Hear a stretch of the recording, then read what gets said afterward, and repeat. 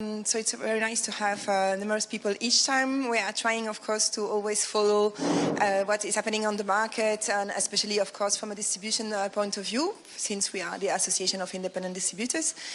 So we have covered the online world already many, many times in San Sebastian. It's actually nice to see how we are evolving in what we are talking about, because some years ago it was a lot about availability of films. And this seems to be already, it seems to be not so much a problem anymore. So now what we will cover today is to make sure that, well, your films are online, hopefully. But if they are, that, well, of course, you want to have people watching them and get some revenues also. So that will be the main discussion. Of course, we will cover that from different angles. And I'm very, very, very happy that we have such nice speakers with us today, and of course our moderator. So voilà, I was just introducing a bit the panel. I will actually now leave the floor to the panel. Something else I wanted to mention is that the idea is about exchange. Our slogan is "Let's talk." So let's talk. It's not school. You don't have to listen only religiously to the panel and then go back to your festival activities. You're extremely welcome and encouraged to ask questions if you have. So please do. Martin Kanzler will start actually with a presentation on trends on figures about VOD. If you have questions, something you haven't understood, or you want to give your own perspective, experience, don't hesitate. There will be time after Martin's presentation to do so. And all along the thing, you just raise your hand and we will bring you a mic so that you can ask questions. And of course, there will be the classic set of questions at the end of the panel. But please be proactive. It can be the morning, but I'm sure it's still you're full of energy to ask questions. Are you full of energy? Doesn't seem so. Okay, you're laughing, so that's a good sign. Okay, thank you very much, and enjoy the discussion. Mike. Okay, good morning. My name is Michael Gubbins from the great European nation of the United Kingdom, just under the wire. Actually, I think every year now I'm going to be coming in saying this may be our last chance to talk before Brexit. And I'm hoping it'll be 2029 and I'll finally be stepping down. So I think that we're not going to talk much about the Fawlty Towers turn into a reality show that is Brexit. We're going to talk about something that I think is relevant to that, which is the importance of culture still, the importance of making sure that people are engaging with European culture. And I think if there's any warning from the UK, it is really that if you don't make that engagement, we know what the consequences are. So I think, having given you that serious and important input, I think that there's an element that we need to focus on that I think we haven't done, which is going to be this panel. Video on demand, there's a clue in the name there, which is that idea of demand. You have to engage audiences. Audiences have to be demanding something in order for VOD to work in some way. It isn't just about piling in films, it's about creating that desire to watch something. Otherwise, you've just got a mass of things that no one sees, and that doesn't really do the trick. So I think from a Europa Distribution point of view, who are the sponsor of this panel, we'll be hearing a lot about how distributors have done that traditionally, which is they take risks. They are the demand creators. They're the ones that actually go out and take films and turn them into things that actually connect with audiences. So they're both B2B and B2C. They are the playmakers, as we should now call them, but they are the people who create demand that is then exploited along the value chain. Whilst that was DVD, and we'll be hearing from Martin Kanzler at the moment, it seemed like quite a settled thing over the last kind of 20, 30 years, that the secondary and tertiary ways of exploiting that value was you launched in cinemas, then you got onto DVD, and then there was television, really importantly television. So there was a structure that worked economically. VOD is now coming in, and we're seeing a lot of those platforms with proven economic value in decline. And we're still trying, I think, to work out how to create that demand that is so essential if we believe that European culture matters. And that's really what we're talking about here. And what we're going to hear from the panel, I think, is this is a really critical moment in the history of European film. We have to make this work, and this isn't something where there are experts and things at the top. This is something where I think we will hear from the European Commission, your input matters. This is a time when the voice of industry has to be heard, because if it isn't, these things can be imposed and these things just pass you by, and the next thing you know, we're talking after the fact about why didn't we? And I never ever want to be involved anything ever again where we're saying why didn't we do that. So we have a brilliant panel here. Silvia Cibien from EuroVod, which is a relatively new organisation but representing those independent VOD platforms around Europe that I think we'll be hearing are making an impact and trying to make an impact, and obviously the perspective of those platforms is really important. Then we have Julie-Jeanne Régnault from the EFADs now, Secretary General of the EFADs, someone I know has been involved right the way through both at the CNC and elsewhere, a real thinker, I think, about European policy as far as film is concerned, and someone I think you need to be listening to. I think someone who's actually seen these debates from lots of different angles, and a very positive force, I think, in trying to come up with solutions. Anna Herold's the Chief of Units, who's in charge of that AVMS directive at the European Commission. A tough job, and right at the heart of the discussions we've got right now. And I think when we talk about the promotion of European film, and when we talk about how those happen, this is where policy gets tough. Quotas are relatively easy to understand. How to make prominence and that engagement with audiences work, I think, is something which is much, much more difficult and tough. And I think what I'm hearing is a very open-minded attitude to where that might go. Schmarc from a distributor from the Czech Republic, someone who's actually relatively recent as a distributor, but someone who is engaged straight away, I think, in the realities of the market as it now exists. I think that someone who actually understands how distribution works now, but also is very open, I think, to how these things might work. And someone with that background that I think is often underestimated, that background in literary history in your case, but actually also in that deeper understanding of film, that film criticism, that sense of the European context for film that I think is so important when we're thinking of how distribution supports European film. And finally, Martin Kanzler, who's going to kick us off. The European Audiovisual Observatory, still the essential organisation, I think, to help us understand the way that our markets are working. But as I think he'll be telling you, this new world is tougher. This new world, again, is not as easy to track or as easy to follow. And that is one of the critical issues I think we'll be talking about today. So, Martin, maybe you could start us off with an overview. Good morning, everyone. And thank you very much to Europa Distribution for inviting the Observatory to kick this panel off with some data-based insights. Christine asked me to look into the question, how important are VOD platforms for the distribution of European films? And to cut it short, you should be seeing slides now. I hope this can be changed. To cut it short, I don't know. But I'll be very happy to talk about that for 15 minutes now. Now, what I mean is that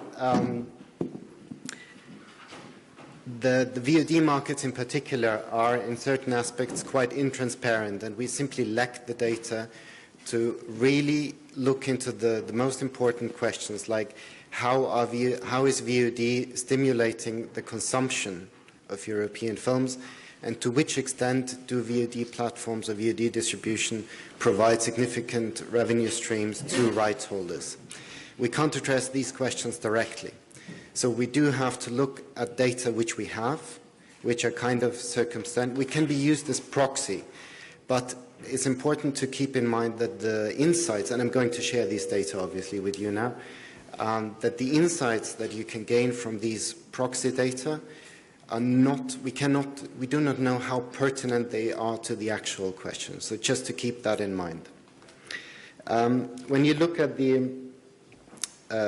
into the question how important are VOD platforms for the distribution of films, it's important to understand a few key characteristics of the market and to keep it in mind. The first one is there is no VOD market as such. It's really different market segments which work in a completely different manner. And there are at least three very large ones. The first one being transactional VOD, where consumers pay for renting or purchasing an individual film or content title online. In terms of revenue for rights holders, this is generally a revenue sharing model, sometimes with a small MG. And it is generally film-oriented. Film titles account in ours about 98% of the titles, and when you measure TV content as one episode per title, then it's 55% of the TVOD catalogs are films. So their business model is geared towards selling or renting out films. And in that way, they kind of compete with the traditional DVD market. In very sharp contrast to this is the subscription VOD market. Here, as you know, consumers pay a monthly subscription fee. There is no linkage to individual films, at least for the time being. And the rights holders generally just get a fee for a rights sale. In contrast to TVOD, SVOD is really focused, the business model generally speaking, on TV content rather than film. Also, in contrast to TVOD, SVOD players, at least the large ones, do produce their own content and finance content already in the financing stage. So they compete actually with the pay TV market. And the third segment, which for the time being, if we understand correctly, is not really relevant for the commercial distribution of films, but might be in the future, is the advertising financed VOD market, where consumers pay nothing, rights holders get a small share of the advertising revenue, they don't produce either, so in that way they really compete with the free TV market. And within each of these segments, you have very different players with completely different backgrounds, some coming from tech, others from content production. So the market as such is really very, very fragmented, not only between these business models, but also within the business models. You have curated versus going for scale. So it's very hard to talk about VOD as such. That is important to keep in mind. And the role of film may be very different within each of these segments and for individual players. So that's the first thing. The second thing is that it's true, pay VOD, that is transactional VOD and subscription VOD, is by far the fastest growing segment in the audiovisual market. And that growth comes from subscription revenues. While transactional VOD grew between 2014, I think it is, and 2018, from 900 million to 1.4 billion euros in Europe, the subscription VOD market grew from 900 million to 5.5. However, we can assume that the majority share of these 1.4 billion in consumer revenues go to film content. We have absolutely no way of knowing how much of the 5.5 million in the SVOD segment go to film content, keeping in mind that their business model is rather geared towards TV content. So from a rights holder perspective, into looking at film markets, that proportion might look quite different. So it's the fastest growing segment, but it's still only a small portion of the overall market, 5% of the overall audiovisual market in terms of consumer spending, that is not the film market as such. And that is also true when you compare TVOD, this is SVOD, with the direct competing market, pay TV. Pay TV is 7 times larger than the SVOD market. But, and this might be a bit surprising, TVOD is still almost twice as, or sorry, the other way around. The DVD market is almost twice as large still, or was in 2018, than TVOD. Now, this is going to change for sure, but for the time being, I think another takeaway is don't forget about the traditional platforms for the time being, just yet. The last aspect that I would like to point out, and what is crucial to keep in mind, is that VOD markets, and definitely the SVOD markets, are extremely concentrated by nature. Economies of scale really make a difference in these markets. And the SVOD market is dominated by US players. Amazon and Netflix together capture about 80% of the subscribers in the EU. We have no data at all on market shares on TVOD. Of course, that differs from country to country, and you have in certain countries some very strong national European players. But for the long term, we gather that it will be quite difficult for national players to compete with larger international players, simply because of the economies of scale really play into the hands of larger players in terms of tech investment and content investment. So if you want to go for the high market share, you will probably have to deal with the large US players or the largest European players. There are a lot of other players, but their market share is comparatively small. That's to keep in mind for the VOD market characteristics. Now, in terms of availability of European films, we do have a very large sample of, I think it's 45 SVOD and 75 TVOD catalogs across Europe. That covers 80% of the SVOD market in terms of revenue and the largest players in the TVOD segment. And as of June 2019, this year, 3 months ago, we identified 27,000 EU films to be available on these catalogs. 24,000 on TVOD catalogs and 13,000 titles on SVOD. That is a very large number of films. Again, there are differences between countries. There are significantly more films available in the large markets and a lower number in the small markets. But this is also primarily linked to catalog titles and not recent ones. In this context, I thought it was also interesting to see that among recent films, that is, films produced between 2015 and 2018, that are available on VOD, 45% were not released in theaters.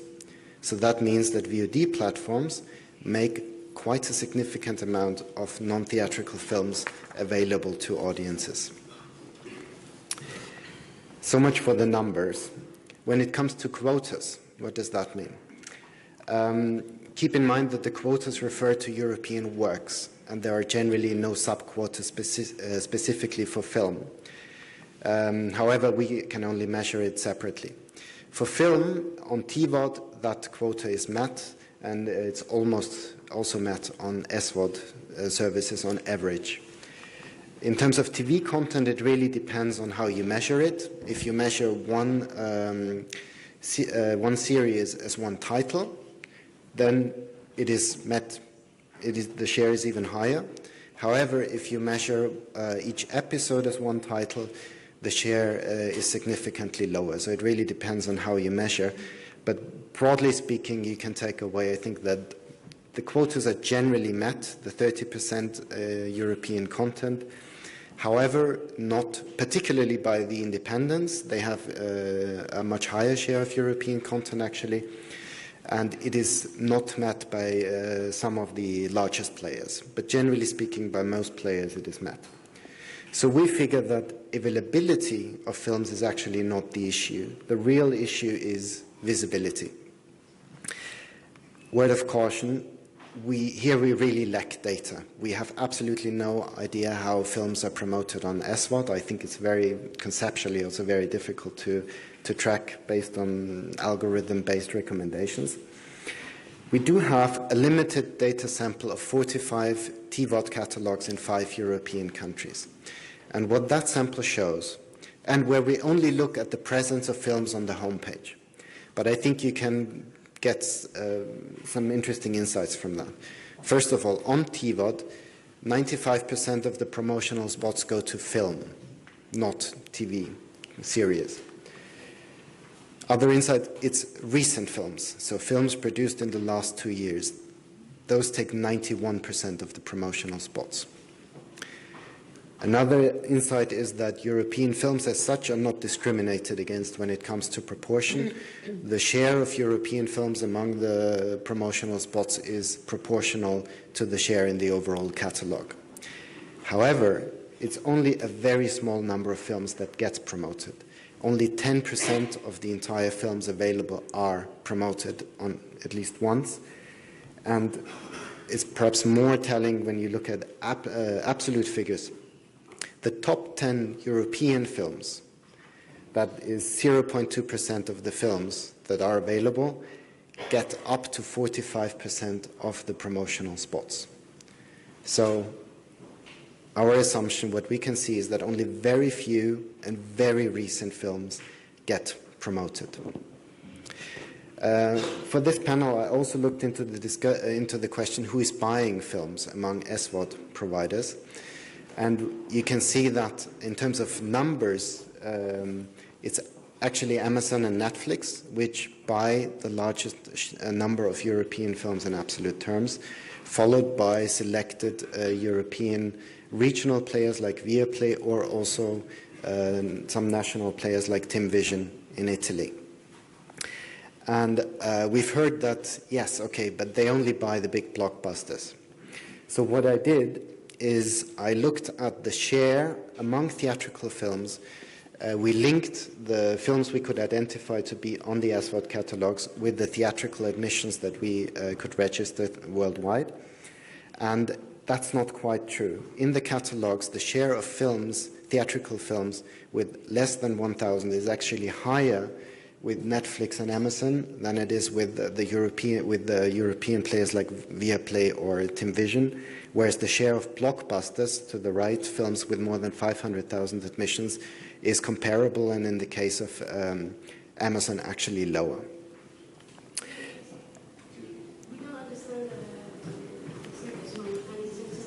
Sorry, okay. Can we wait for microphones before? We don't understand. Ask my neighbors as well. We don't understand that one. Can you please repeat? It seems interesting. Sure. Let's assume there are 300 films, EU films, that were recent films produced between 2015 and 2018 on Netflix, available June 2019. And we looked into how do they split in films which in theaters sold less than 1,000 tickets and more than 500,000 tickets. More than 500,000 being a proxy for blockbusters, and the other one is the other extreme end of the extreme. And in the case of Netflix, we have 32%, so that would be 100 films out of the 300 sold more than 500,000 tickets in cinemas, and the 5% was 15 films. The conclusion here is that the share of the low-performing films in the portfolios is actually higher in Netflix and Amazon than compared to TIMvision and Viaplay.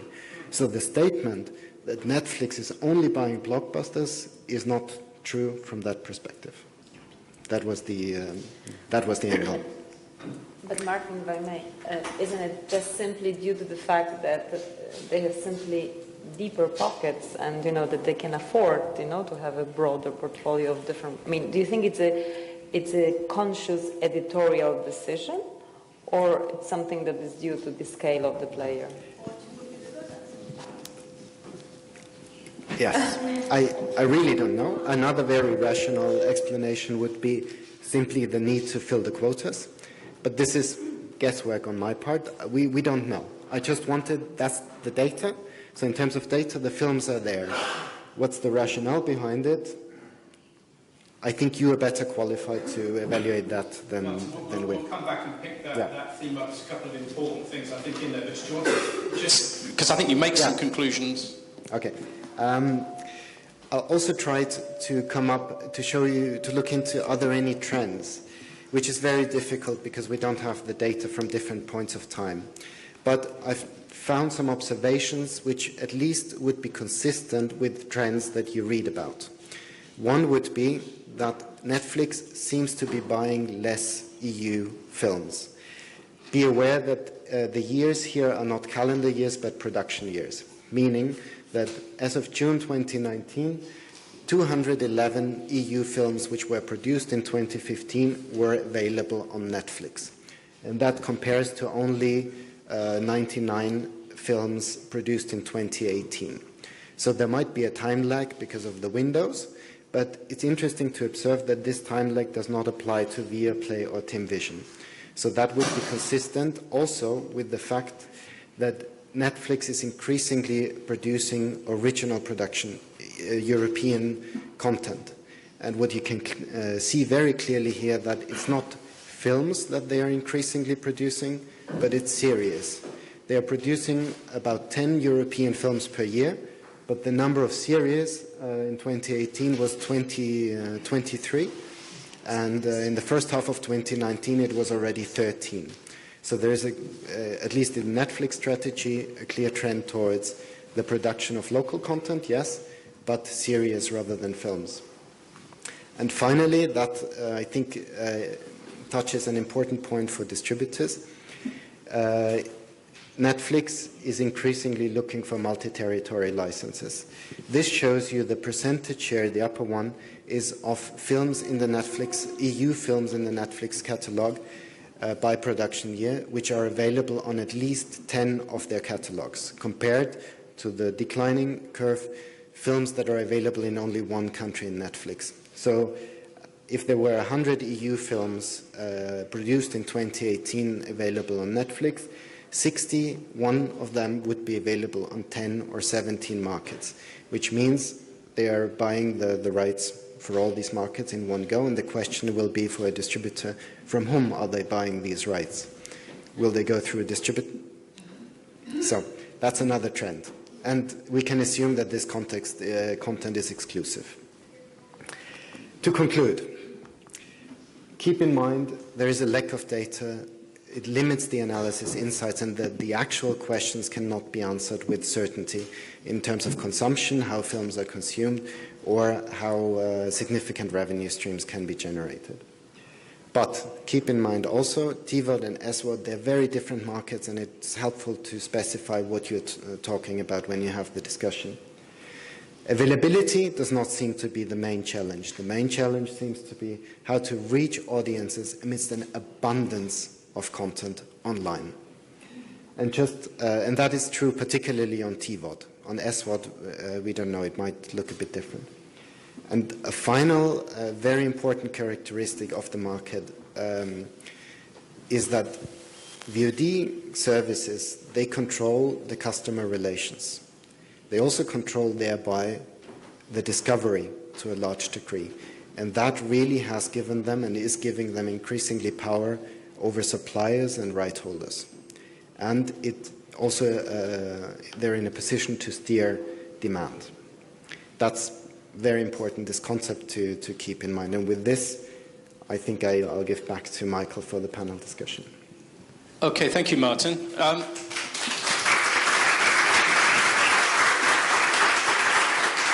Before you sit down, Martin, three just quick things. First of all, from a data perspective, how's this going to alter? Because we need that data and that knowledge, and there's a lack of transparency that we talk about a great deal. But how certain are you that what's going to make a difference? Why next year I want to see some hard figures and some hard numbers. What's going to alter that's going to allow you to give us those insights?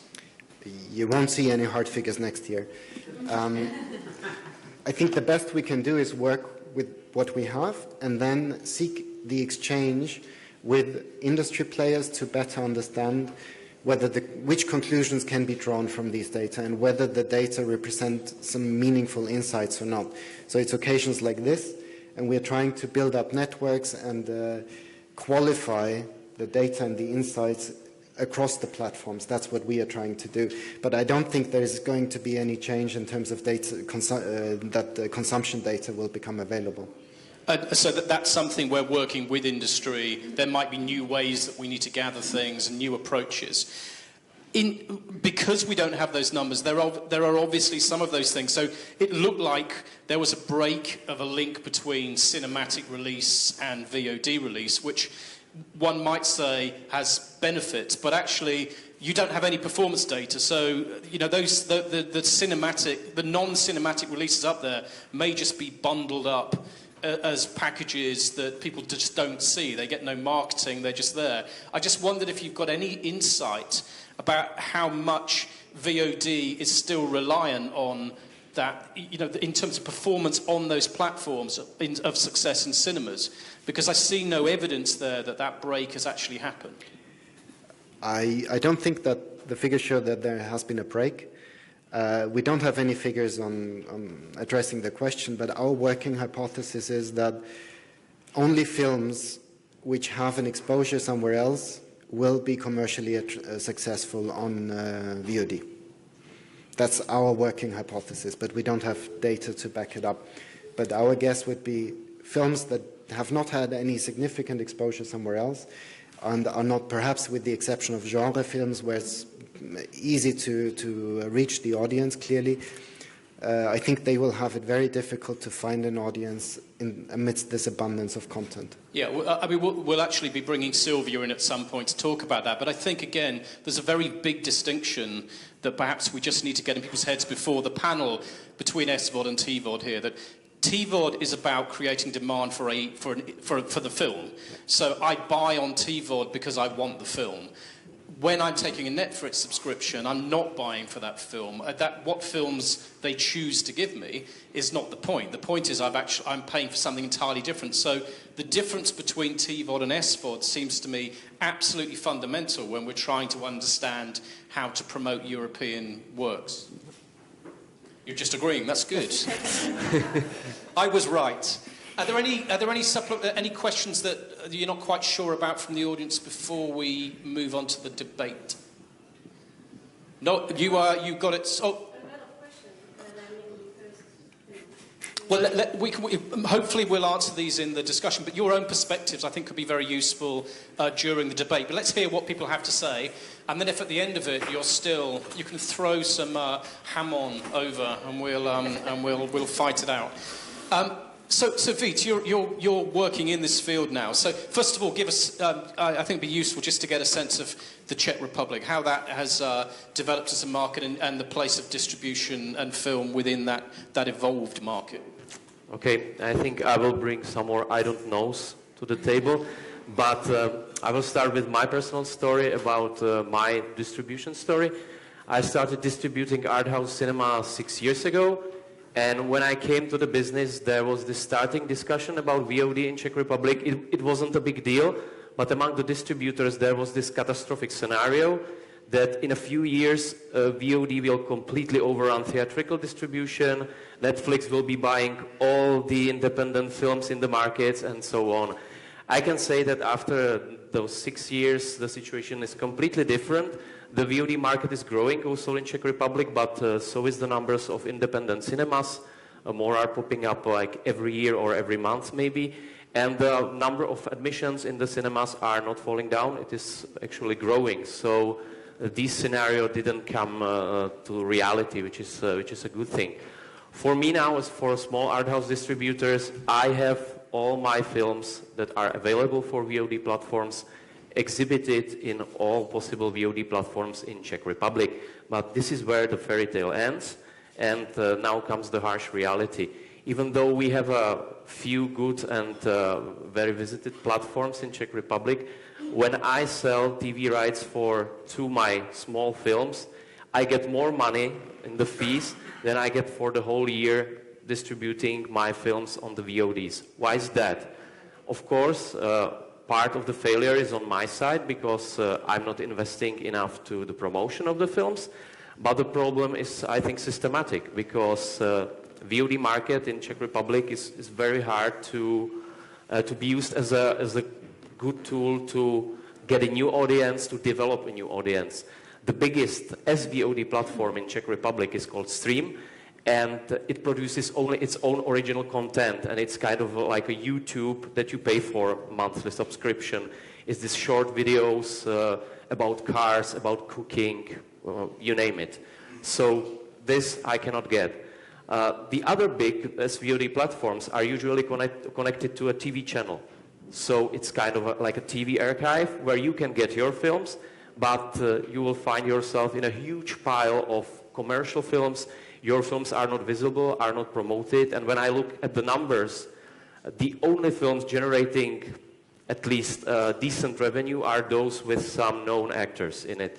So that means people who are coming to the SVOD platform see a poster with, I don't know, Julie-Jeanne, and they click because they are interested in the face.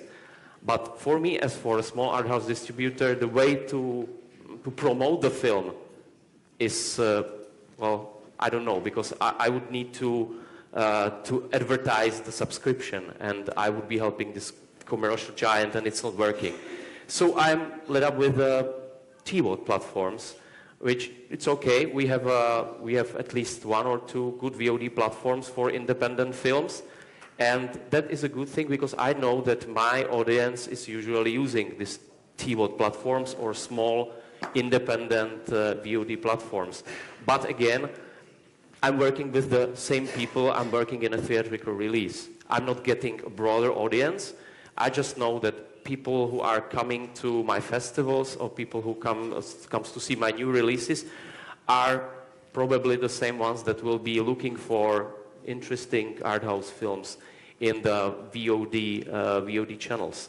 So for me now, the question is really not if to embrace the VOD or if it should be rejected. Of course, we have to embrace it. It's a great idea, and it's a great tool how to broaden our audience. For me now, the biggest question is how to use this tool, how to develop this tool to help me, and how can I help the smaller VOD platforms that are popping up in Czech Republic. And this is something where the I don't know part comes to play, because the development of the market is so basic, and the tools we have now is so limited, usually to social media. We can, of course, do some social media campaigns for the films that are present, mostly on the TVOD platforms, because I can promote the film. But this is not enough. We have to do more. We feel we should do more because the revenues are so small that something's wrong, and we have to change our attitude and the way we behave towards VOD platforms. Okay, I mean, there's a couple of really big points there. One, of course, is that it's still an emerging industry. You know, I mean, when you're talking about how we change, the VOD scene may be very different in the Czech Republic, or indeed any of our territories in 3 years' time. I just wonder whether whether what you're saying is actually we need to watch how the VOD market develops before we get strategies, or whether having a strategy right now is going to work with whatever emerges, because it feels like it's just very much in flux at the moment. If for me, the clearest answer to that is to work with the platforms that I know. I know the people that are developing the platforms, and we can somehow synchronize our strategies. So in Czech Republic, there is this platform called EuroVod, which belongs to our competitor, but we are friends because the market is pretty small. And we can work together, and we can try to develop strategies of how to promote specific films, and they are now readying an SVOD platform as well. So we can start the discussion, what as art house distributor I can do for them, what can they do for me, and how can we make the revenues a little bit better. I mean, that seems to me the fundamental thing here is that there needs to be some dialogue, because it feels quite often that these two things are developing separately. That there are VOD platforms over here, and then there are distributors over here, but that meeting point isn't really all that clear at the moment. Those mechanisms for meeting and discussing aren't really in place yet. No, I don't have this feeling. It's really on a friendly base now, everything. And I would welcome some kind of systematical discussion about what can we do from both sides. And because here I feel like a newcomer. Many informations I'm getting will be new for me, and I'm grateful for that. And I have the feeling that it's important for the whole market in Czech Republic to have this data, for example, because this something I haven't seen. Just some trivia. I was looking for a number of subscriptions in Czech VOD platforms, and I had to write my friends on a Facebook. He's a private entrepreneur, and he's doing this private statistics, and that was for me 2 or 3 months ago the only resource of the information, which is like pretty funny. Now there is some official chart of the most successful VOD platforms, but it's 1 month old, and that's a kind of comedy. Yeah, and we're still at that early stage. But it seems to me, from a positive point of view, and again, I think we need to be splitting off that discussion more and more about SVOD and TVOD. I think your argument is that from a TVOD perspective, the cinema's still working. Actually, it's probably working better now than it was 20 years ago. That actually there are revenues. People who go to the cinema still go to the cinema, and they still buy into that ancillary market as they're kind of going through. What you're saying is that audience isn't broadening, and that the TVOD audience, that's now static.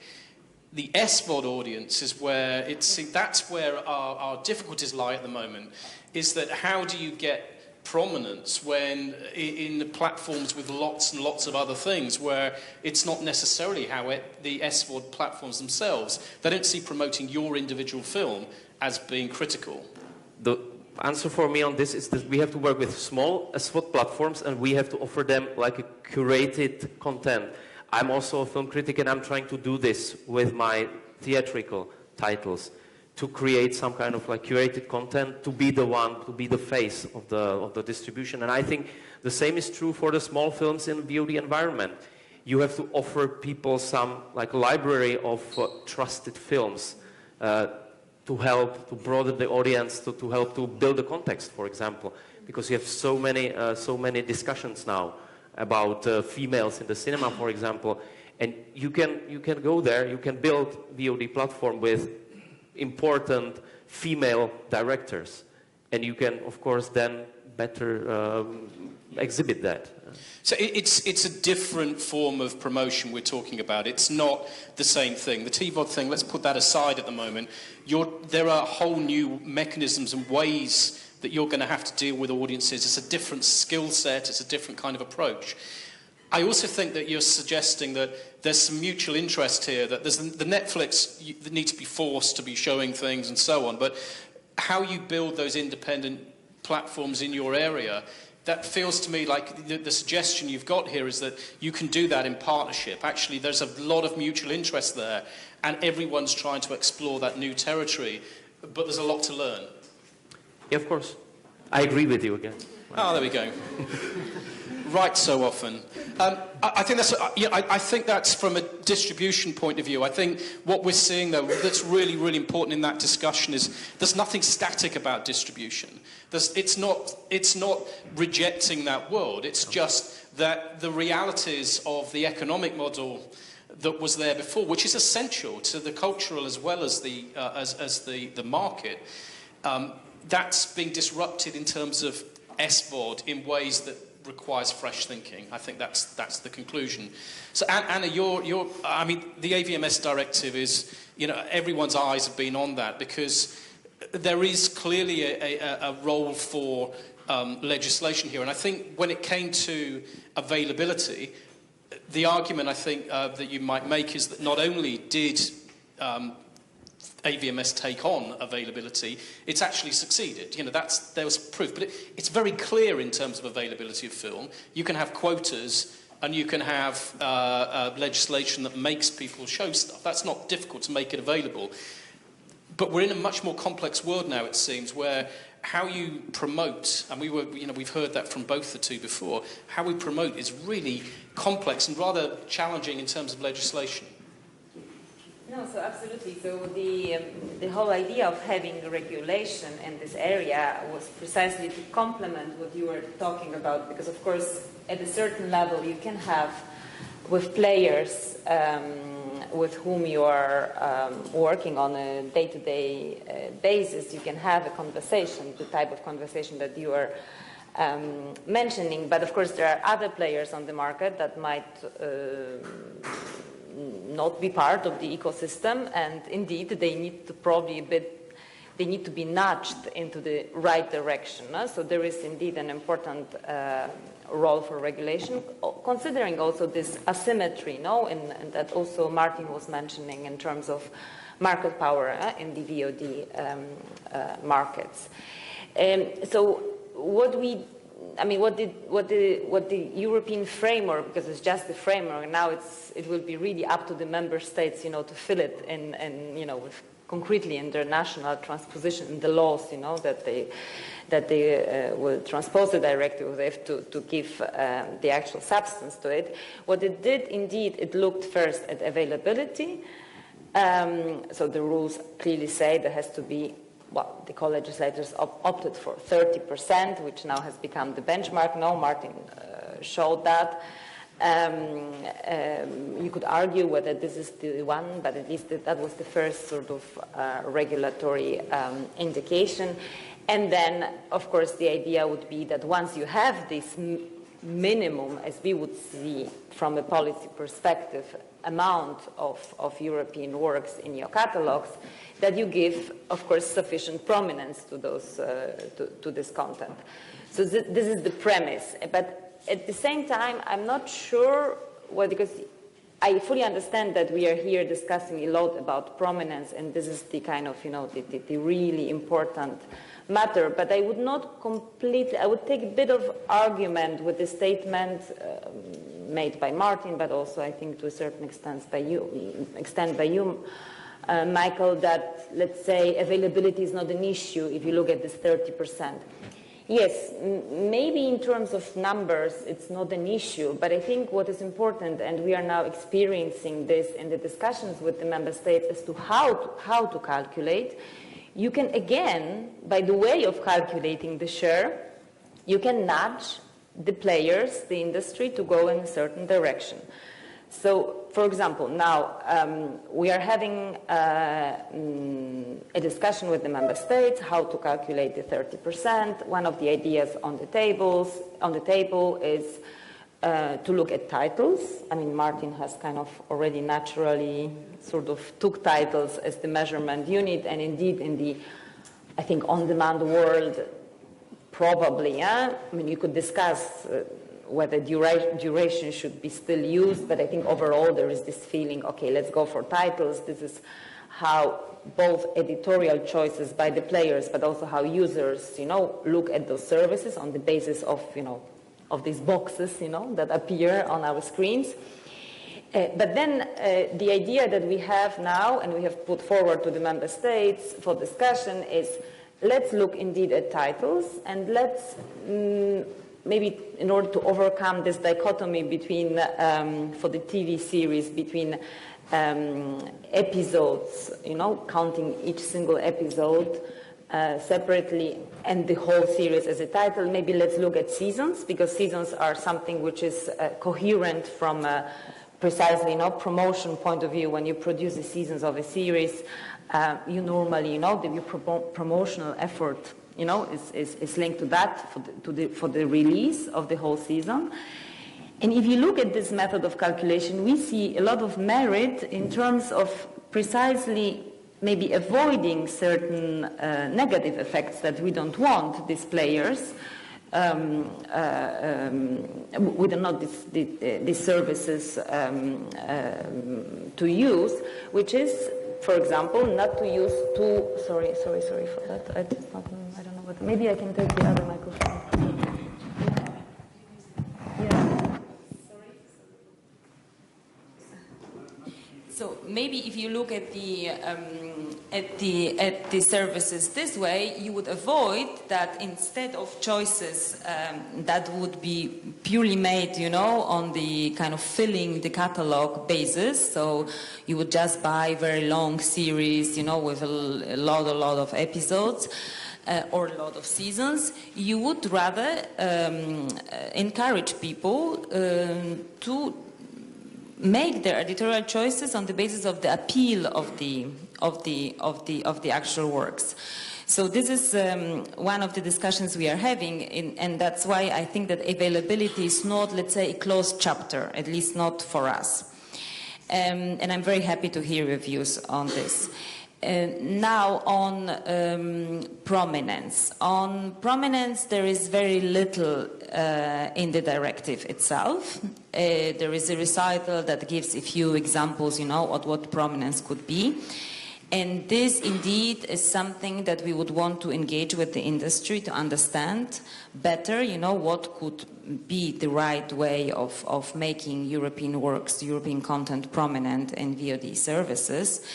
And, you know, it's true that what the directive puts forward are very, very different examples, because it can vary, the understanding of prominence can vary from things that I'm sure nobody in this room would consider to be prominence. For example, you know, making sure that simply a title would be, basically the origin of the title would be indicated. Even that there would be a specific section, you know, dedicated to European works might be actually counterproductive in terms of prominence, no? Because you would be, maybe, some at least say, you might be ghettoing European content, which is not necessarily something that, that would increase the prominence of this content. And then you go into more serious things like, you know, specific promotional campaigns for European content, trailers, well, I mean, all the promotion efforts that of course, you know very well how they work. But of course, it's a very, very difficult discussion. And as always, the devil is in the details. So it would be important to know and to understand that also the way certain member states will transpose these prominence obligations in their laws, and there will be normally only one member state responsible for the big players, because that's how the directive works. It's checked by one regulator within the EU. So I think that's important for the industry also, and already strategically engage with those regulators that will be in charge of the players we are talking about. So that's something that that I launch here more as a call for ideas, because we need them in order to engage with those regulators, with those member states, but you also need to engage with maybe those strategic member states, regulators that indeed will be deciding about this. Yeah, it's good. It's good. You can't take availability and promotion away from each other. They're not. They are related. And I think the point you're making is, if it's based on numbers, just fulfilling numbers, actually there's lots of ways that are calculated, and the obvious one is, does a series count as 1 or does it count as 100? You know, those things are important. And obviously there are issues like, I mean, we don't even want to talk at this stage about what happens if UK film is no longer European. Those things aren't small, actually, in terms of overall numbers. But I think I think the point you're making is, there's got to be a different level of dialogue with national governments and with AVMS. It's not a simple thing. Policy has to have clear objectives, transparent objectives, and it has to make a difference. Without clear objectives, policy's a mess. And messy policies are worse than no policies.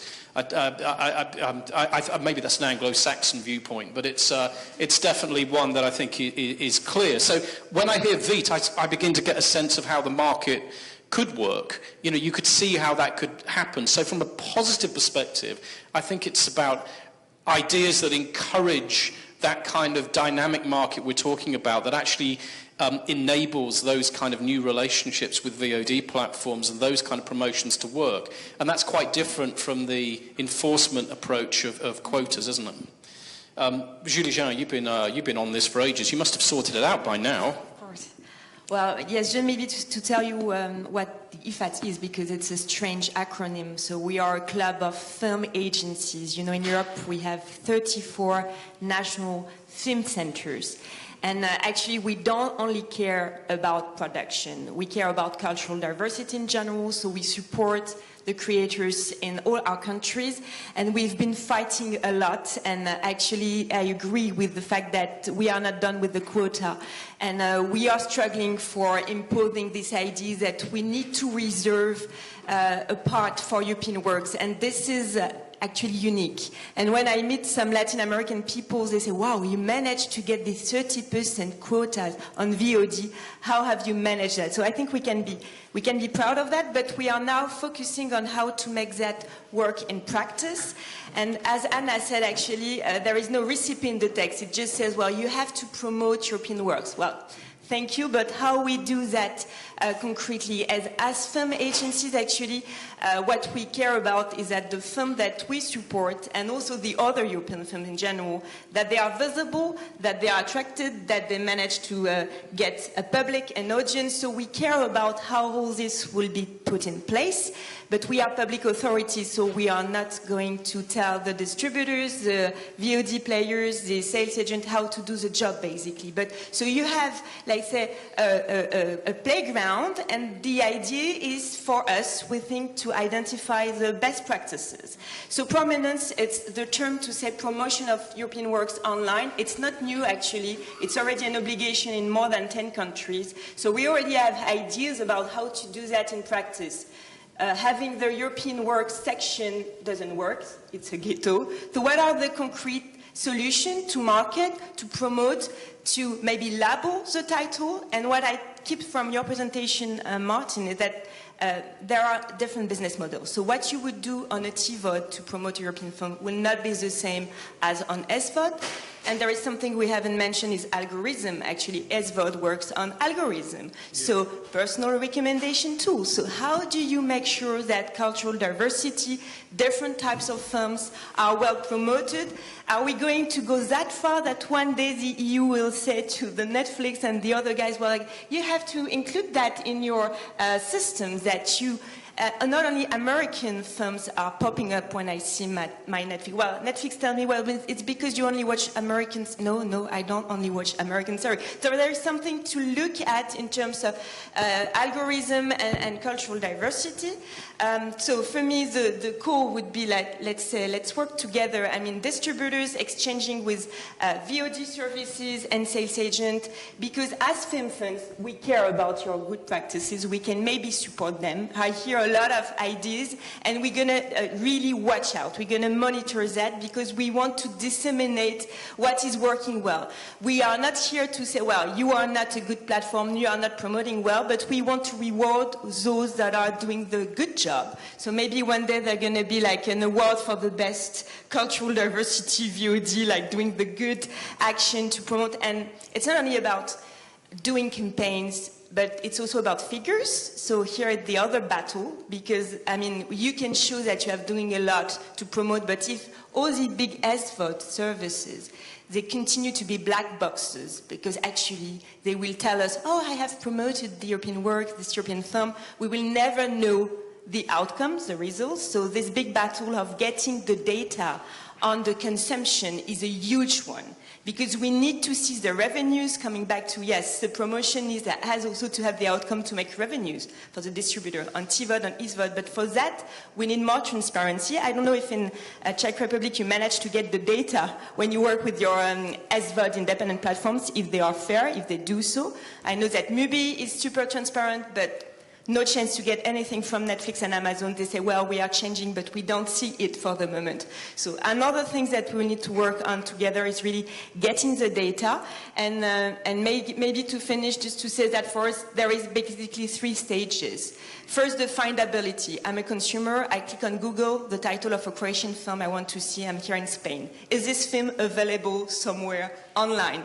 And here I have to thank the Observatory, because thanks to the Lumière VOD, now you can more easily check if the film is legally, legal offer, because there is a piracy issue that we are not going to, but this is very important to quickly allow the consumer to see if they can watch legally online the film they want to see. So findability, then we said about the quota. The quota, as Anna said, we are going to check that, because it's not that easy. If you are in Estonia, I can tell you, you don't find 30% of European works. If you are in the Baltic countries, in the small countries, the quota is really still a big battle. In Spain, you already have the quota, so maybe the job has already been done, but we're going to check carefully, because everybody was a bit against this idea of a quota. It's a bit too regulation, and now everybody wants to be a European work. And that's also the case of countries not wanting to give up with this European qualification. So it's still a crucial thing, the availability, and then the promotion and prominence, what we discussed, is something where I really think that collaboration and exchange of best practices between the value chain is very important. Okay, I'm going to take a question in a second, but actually just really quickly, I mean, regulating algorithms seems like it's a very French idea. I think that seems like an extremely complex idea. When I was listening to Veit earlier on though, you're not getting any more money for learning all these new skills. I'm kind of thinking from a distribution angle, how you might support, how you might get state support for actually being involved in these things, because there's no more money. You're having to learn those new skills without any extra capital at all. You're finding bits drop. You're finding less money and expected to do more things. It seems to me that's an area where there might be where subsidy and support may be useful. You're right, but it's a question of survival of a small company. So you are kind of peacefully forced to care about the market and about what is happening. And of course, we would warmly embrace more incentives, more workshops, more information, more discussion. But the only thing I have now in Czech Republic is kind of from Czech Film Fund. I'm always getting this. Well, maybe you should, in your applications, because they are supporting small films, maybe you should work more with a VOD. But that's all. It's up to you how you will work with a VOD. So now I'm trying to organize something. I'm trying to develop my own VOD library, And more help in this area, except the kind of a self-learning and self-networking will be really warmly embraced. Yeah, I can see that. Yes, I'm Alexandra Lebret, running the European Producers Club, which represents the independent producers. Maybe it's because I'm French, but I'm, of course, very in favor of using the algorithm and not regulating, but imposing to have 30% quotas inside the calculation of the algorithm. We've done the test, for instance, on Netflix or Amazon, searching for a thriller or a comedy. And if you have the 30% quotas respected on the home page, when you start the search, it's not the case anymore. It's like if there was no European thriller or European comedy. And for us, that's something that is really important. Quotas are a very important tool for the producers, and we need them to be efficient. Otherwise, what we have done so far will be, useless. And as prominence, that for sure that we need to have a reference to prominence, but it's so wide as a definition, it's really complicated. So I am 100% with you, Julie-Jeanne. We need to regulate in a way algorithm, or to impose to have an algorithm that favor the European works. That's our position. I'd love to know what that is. Anna. I just wanted to make a comment because you first said, Michael, that it sounds like a very French idea, but actually these sort of discussions, from what we know at our level, of course I know that those issues certainly might be discussed in the context of prominence in France, but I think in general issues around diversity, ensuring diversity of content online, findability of content, public service content. This is already also part of the directive. So member states may already, under the directive, impose rules to ensure findability of public interest content. But in general, about also ensuring certain neutrality or no bias, in the type of content that arrives, in front of your eyes. That these are discussions that are actually taking place, from what we know already, very concretely in Germany. So it's being now discussed as part of the new interstate treaty on media. And this is more general. So this is more in terms of, access also to news content. So what I want to say here is that there is a wonderful opportunity for the, let's say, for the audiovisual, for the cultural aspects now to become, let's say, a mainstream, go into the mainstream of a huge media discussion, you know, so it's the kind of next frontier of media regulation, you know, how can we ensure that people find things that are to a certain extent neutral or at least presented, you know, at least it is known to them on which basis certain things appear in front of their eyes. So it's really a good moment, I think, for this prominence discussion to go more into the mainstream of regulatory debates. And a similar discussion is also going on in Canada. So I also encourage those that have links with Canada, also maybe explore with their counterparts. I mean, they don't have any rules specific. They actually are looking towards us, you know, at what we did with the quotas. And indeed, I think we can be very proud of these rules because they really look at it as an example. But at the same time, they are having this more broader discussion on how to ensure diversity of content online. And, you know, it would be interesting maybe to also have that dialogue. And, you know, festivals are very often, I'm not saying necessarily this one, but festivals, of course, are great opportunities to get to know, you know, what's going on elsewhere in the world on these issues. Yeah, I probably should point out I'm a big Francophile, and the fact is the French do whatever happens. They do protect culture. I think algorithms is a particularly one where a natural move towards legislation. I still can't work out how. So actually, we should speak to the VOD expert on this. We'll take one quick question there and then move on to Silvia. Thank you. Chris Marsic with the Croatian Audiovisual Agency, basically. We're in the process of implementing the directive now, and a lot of assumptions we make about the measures we will introduce through legislation are based on a premise that the regulator responsible for a particular platform will ensure that the platform supplies the necessary data.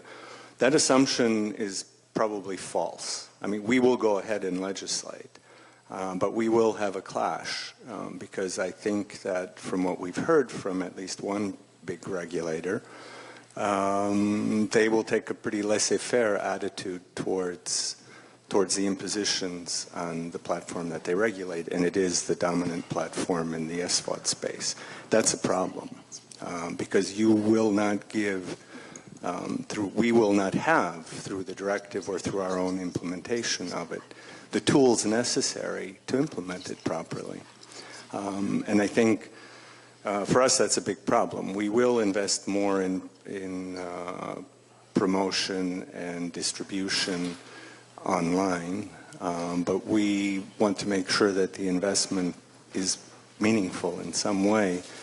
And there, you know, I think that the discussion of the algorithm that my colleague just talked about, my colleagues just talked about is important. And I think there, you know, the Commission is already looking at the role of algorithms in promotion and distribution of other goods and services in the online space. And I see no particular reason why the same logic wouldn't be applied to this space.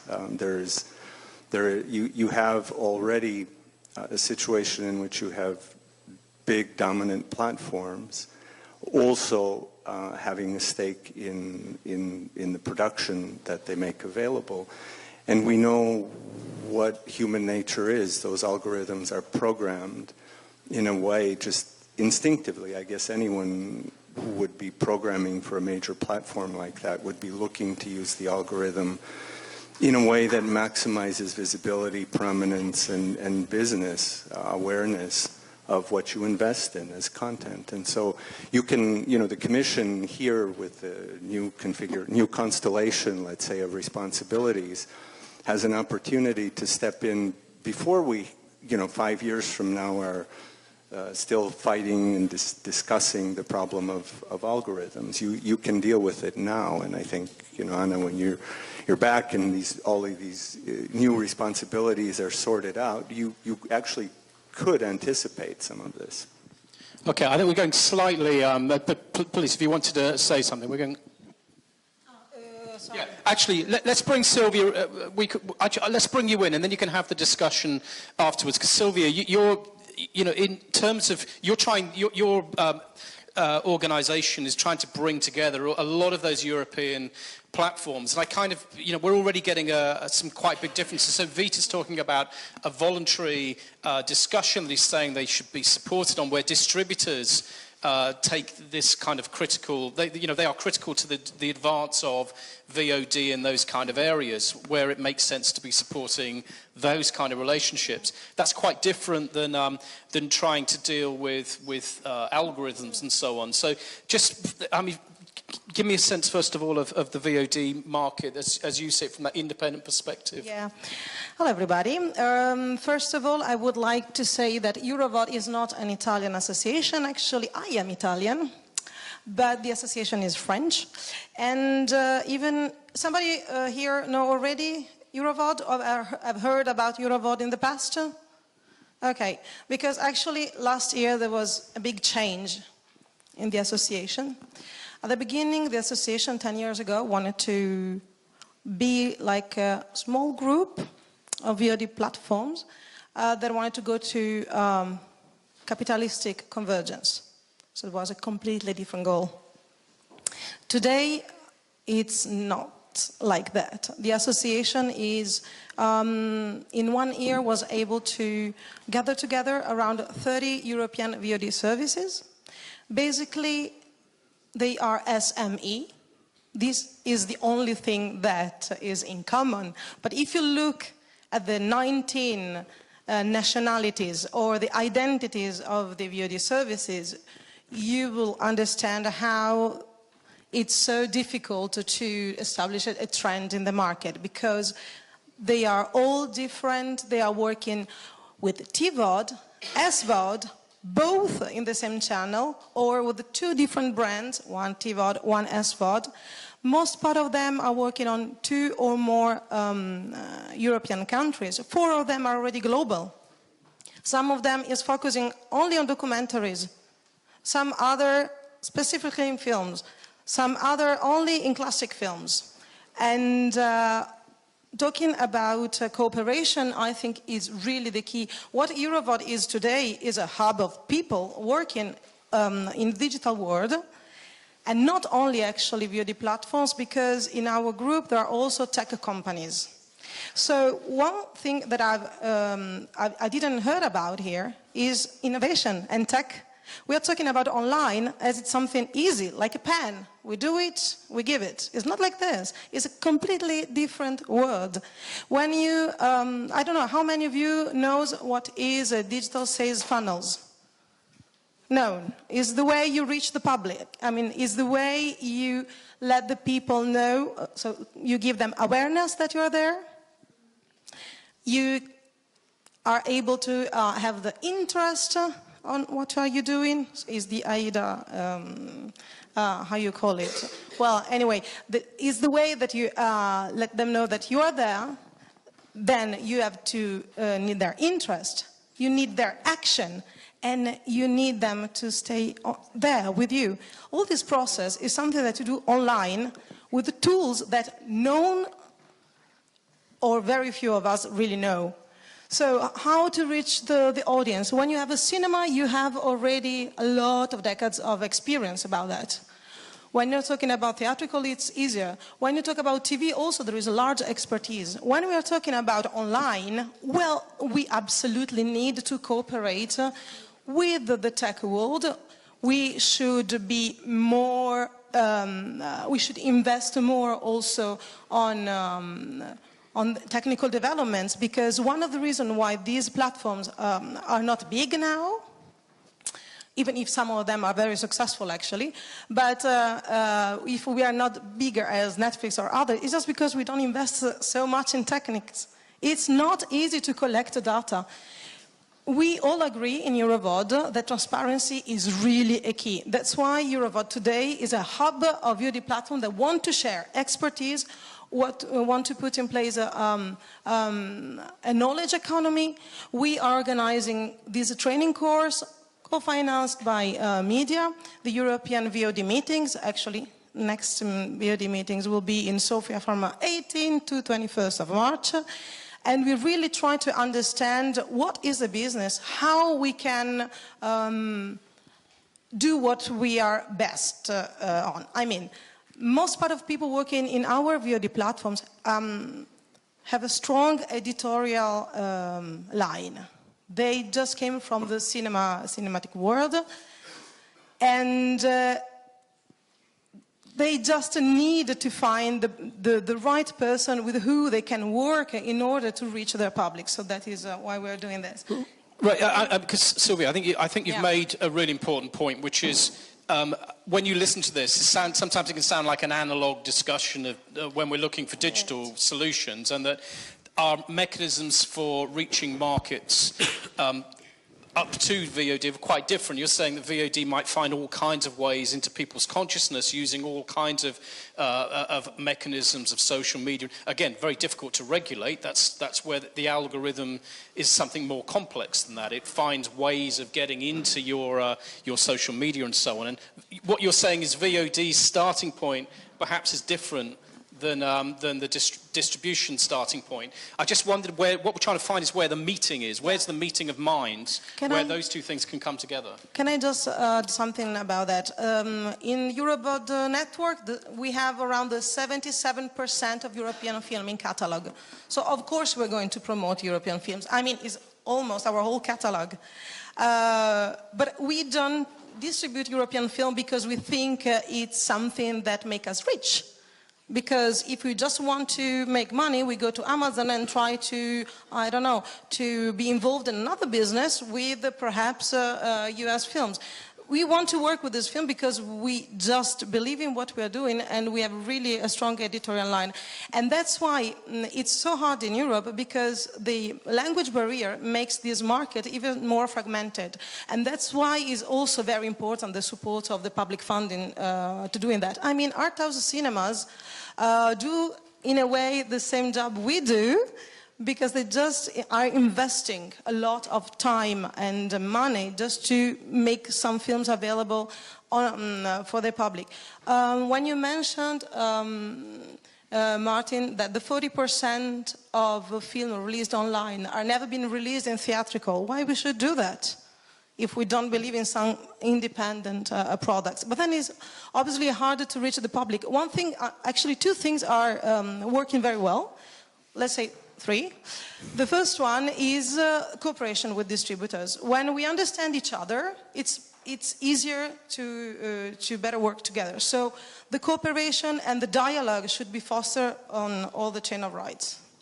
Secondly, still events, cinema, I mean joining festivals and cinema and online availability is something that works. Atlantida Film Festival, Film In, is an example. Is a very successful story in VOD. And the third thing is really working with only the people that are interested in what you do. Not trying to reach everyone, because not everyone is interested in a classic film of the year 30s. So La Cinétech is a French VOD platform who has been extremely successful in that in France, because they are only touching the cinephiles in a way. They are building their audience like a group of cinephiles. People that will look for these films even through piracy. So they are people that really are curious, and they are attracted to this film. That's why it's growing. Right. Silvia, because I want to take some questions too, and I think that the point you're making here is that there are different ways of engaging audiences, but I think you're also, I mean, Veet's point is, at the moment, yes, you would like to do that work, but the money isn't there at the moment. So that meeting where we can have those relationships, there's not some great financial pot to actually create that kind of stuff, and it seems to me that that's an area where you could be looking at more energy and effort, would be in supporting distribution and VOD channels working together, rather than necessarily in regulation, because I still hear algorithm. When I'm hearing you, I'm hearing that more those personalized kind of approaches, the social media approaches, the new technology that allows people who are fans to find what they're looking for, which is a different thing. Are there any distributors got points they wish to make here as well? And any questions and points from the audience? I'm sure if you're a distributor, you must have some thoughts when you're hearing this kind of change. Apparently distributors are really happy with the way that the VOD world is. Yeah, I know they do. And this seems to me, the crux of where we're at now, I think, is clear. That there is, let's take TVOD and SVOD as two separate things. And V, just want to bring you back in here, because you can see that there are two separate elements here when we're trying with SVOD. There is the regulation. We need to have those European films reaching audiences, and we need to find mechanisms that make platforms that don't do that, because it's very difficult. The Europa Cinemas point of view is you would give cinemas some money to show those films. It doesn't work in the same way, does it, for VOD platforms in quite the same way? Maybe it should. But it seems like there's a lot of work that, Vít, you're talking about. There's a lot of work and thinking and cooperation, but there's not really a mechanism yet for that conversation to be had. And I just wondered if you could just give, maybe, as we've got people here from AVMSs, what is that? What is it you would like to see? What is it that you would love to see distributors and VOD platforms sitting down and sorting out so we can resolve some of these issues? I'm still processing all the information I'm getting. Actually, the discussions about quota, it is interesting for me, but this is not something really burning issue for me, because I know when my small films, I don't know, some really small one will be on Netflix, it will still be buried, even though there will be quotas, because I know how Netflix, I'm a Netflix viewer, I know how it works. It's not an exploration tool to find out great art house visions for me. So for me, the most important part of the discussion is maybe what you mentioned, Silvia, this technological point of view, because I know that there are great innovations and there are new great ways how to reach a broader audience online, because online channels for me, like an art house distributor, is really crucial.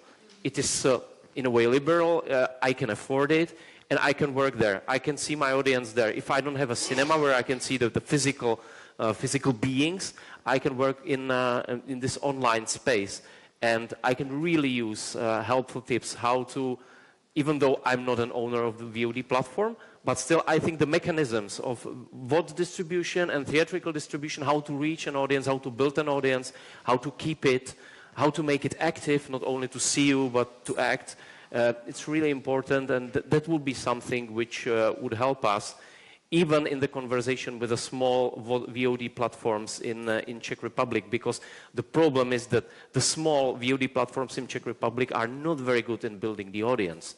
They are not reaching out, they are not developing some innovative strategies, and I see that it's the same people that are going to the cinemas and that are fans of the distributors, art house distributors, and it's not broadening. So this for me is like a deadlock, and we somehow need to find a way out of it. I know that I'm not gonna get some big revenues in a few months' time, but still it's worth hoping for, worth of investing my time and my knowledge to develop something which may in the future generate a big revenues for the small distributors. If I may add something to this, we are all talking about revenues because, of course, we want to continue doing this job, but we are kind of, in a way, I have the impression, probably I'm wrong, that we expect a miracle from VOD platforms with the films that are not reaching in any way their public, even in theatrical. So that is true. There are a lot of things we can do to reach our public and develop the platforms, which are small. So most part of people working for VOD platform are like 5-10 people, and they have to externalize the most part of the technical things, because we already tried. There are some examples of some VOD platform try to have a tech in-house. You lose so much money. The CTO, the technical chief, are very few, making a lot of, you sometimes spend more for the technical department than for acquisition. which is based on the revenue share model. I mean, we really need to find a fluid way to make it work. And then even from a policy point of view, you're financing the production, then, I mean, there is not a kind of fluid and easy, logic way to finance and support European films all along the chain. You're like separating the funds, but we really need to work more together and understand better each other. And when I'm talking about tech and digital, it's not only for VOD.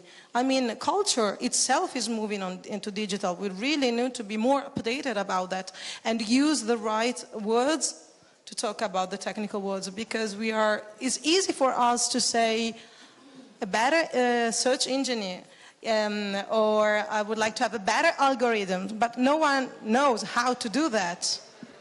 No. Julie-Jeanne, I mean, you don't know how much money you can spend on it and how it's working in reality. I see so many VOD platforms opening up because they have a great catalog and just closing 1 year after, because the technical world is something they don't know. They don't know how much they can spend and how they don't know the environment. Very simple than that.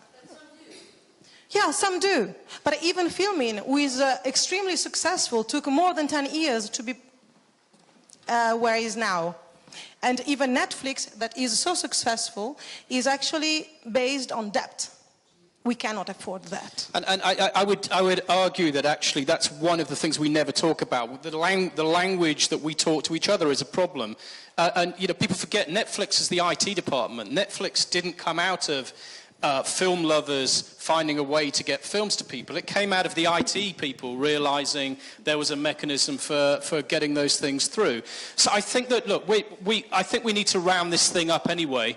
I think that I think what Veet and Silvia are talking about here is a mechanism for stimulating a market, and you both seem relatively optimistic that actually there is a way, if we are willing to put that money into that kind of work that you're talking about, which is the new ways that we could stimulate demand on Netflix and on the SVOD platforms and on those emerging European SVOD platforms.